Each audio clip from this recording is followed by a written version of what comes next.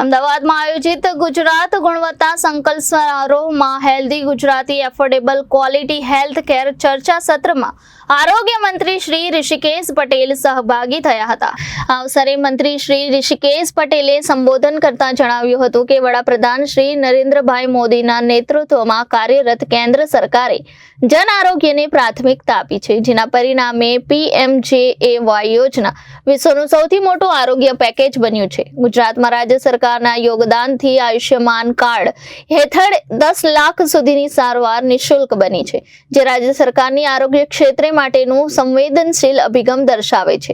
રાજ્યની તમામ સરકારી આરોગ્ય સંસ્થાઓમાં ગુણવત્તાનું સર્વે કરી જરૂરિયાતોની પૂર્તિ કરાશે તેમ જણાવી મંત્રીશ્રીએ સરકારી સંસ્થાઓને ગુણવત્તા પ્રમાણપત્ર આપ્યા બાદ સમયાંતરે તેનું રિન્યુ કરવા સૂચન કર્યું હતું.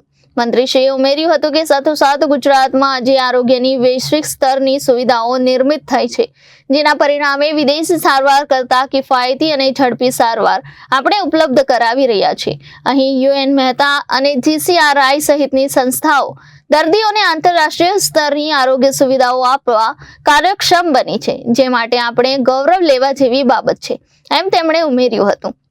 શ્રી ઋષિકેશ પટેલ આરોગ્ય કેન્દ્રોની ગુણવત્તા પર ભાર મૂકતા કહ્યું હતું કે તબીબી ક્ષેત્રે જોડાયેલ લોકો બુદ્ધિજીવી હોય છે, ત્યારે ત્યાં સ્વચ્છતા, સુવ્યવસ્થિતતા, સરળતા હોવી જોઈએ. હોસ્પિટલ એવું સ્થળ છે જ્યાં સંવેદનશીલતાની સૌથી વધુ જરૂરિયાત હોય છે.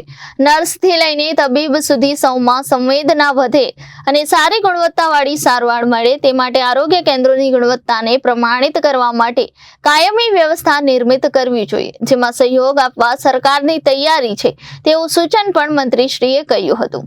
આજના સત્રમાં આરોગ્ય કમિશનર શ્રી હર્ષદ પટેલ, NABHQCIના CEO ડોક્ટર અતુલ કોચર સહિતના મહાનુભાવોએ healthy Gujarat affordable quality health care વિષય પર પેનલ ડિસ્કશન કર્યું હતું.